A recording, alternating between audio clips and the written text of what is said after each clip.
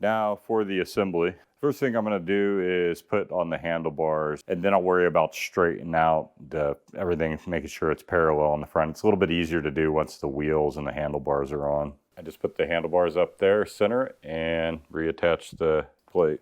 And then just tighten the bolts down in a crisscross pattern, going like doot, doot, doot, doot, something like that. I also didn't tighten it down all the way because I don't know exactly what position I'm going to want the handlebars in until I'm actually mounted on the bike.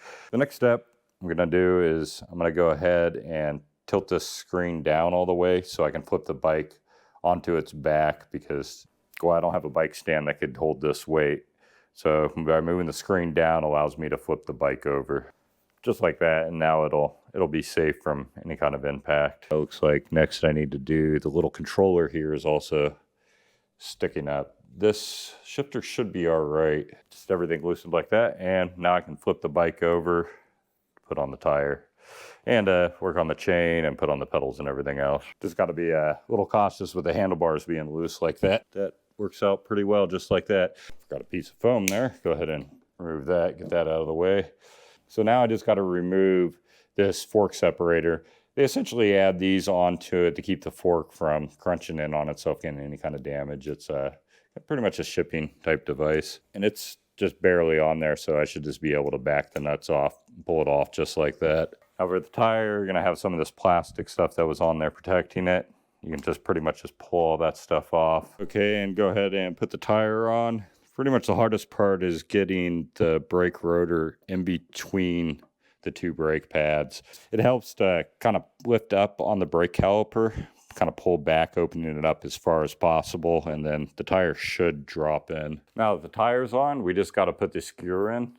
It's pretty simple. Just unscrew the one side, take one of the springs and the nut, and you're going to want the lever on the non-drive side, so the opposite side of the pedals.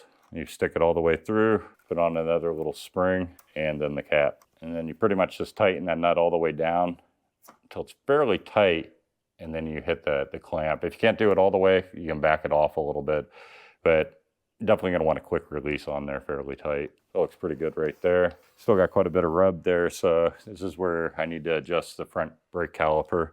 So to do that, pretty much you just come in. You're going to find two bolts, one there, one there. Loosen both those up like so until the whole caliper is moving around. Then you're going to want to take that brake and go ahead and squeeze it, applying the brake onto the tire. So it may take an extra hand or foot to hold the brake lever down. I got my foot holding it right now. I'm going to go back in and I'm going to tighten those bolts down all the way. Now with them tightened, I'm going to let off the brake, and I still have rub. Let's just go ahead and repeat that step again, trying to recenter the brakes. So with the hand off the brake, I'm going to loosen them again and just repeat the step until everything lines up right. That's definitely better. Probably be able to bed it in, and yeah, it's just a slight rub. I tried 3 times on that, and yeah, I'll take it real fast. And when I test the brakes a few times, it should level the pads out to any kind of rotation. Next step is I got the 2 pedals, and luckily they put left and right on that, and I got it upside down, but luckily they put an L and an R on the crank, so I know exactly where to match these up. So let's put the left one on, and considering it's left, you have to remember that everything is backwards on when they're left, so it's lefty-tighty. So pretty much I'm going to pull back the flywheel, giving all this slack on it, and then I'll be able to put it onto the front ring. Just like that. Got a slight bit of rub on the back tire, so I'm gonna go ahead and do the same thing to the brakes that I did to the front. Now that I have it upright, I can go ahead and center the bars and try to get them the way I like them.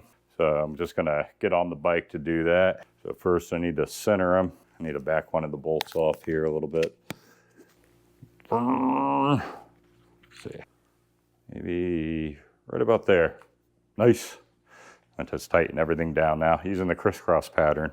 So looking down at this angle, I can definitely see the handlebars are just slightly that way a little bit. So what I'm going to do is I'm going to loosen that bolt just slightly, straighten them back up, tighten that one, and then alternate back and forth between these two, tightening them up. And that will get the handlebars true and straight. It's a little hard to get these tightened down all the way with the multi-tool included, but good thing I had a good old wrench on hand. And now that I got it screwed on, pretty much I just got to plug it in.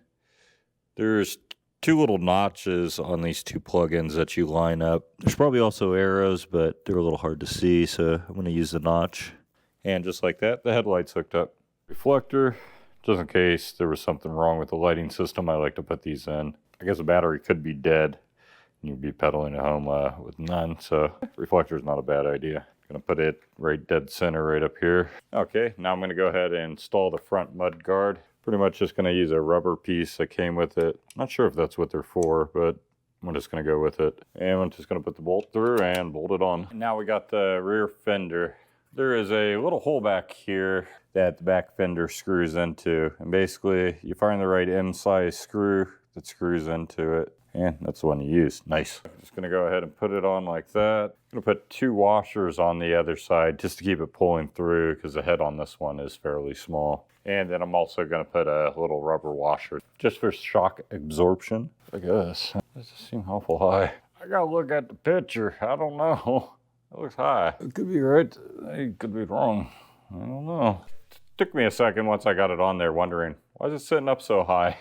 So pretty much all you got to do is just give it a little bit light pressure and bring it down. Pretty much you can hit the wheel. It'll pop back up from that point and it's now at perfect height. I put on the little bell now. That's pretty much it. Would be a little bit more. They have these wheel reflectors. I'm just not really a big fan of these type of wheel reflectors. I prefer to put like reflective tape on the rims. And truly, last but not least, it has this tiny little rubber plug that goes right there, just like that.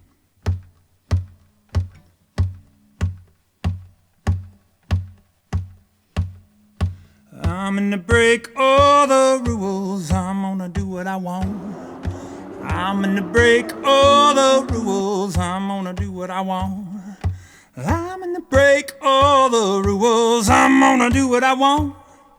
I'm gonna break all the rules. I'm gonna do what I want. They say you got to walk this, talk this, dress this way. You gotta eat this, drink this, smoke this way. You gotta laugh this, cry this, feel this way. You gotta act this, live this, be this, buy this way.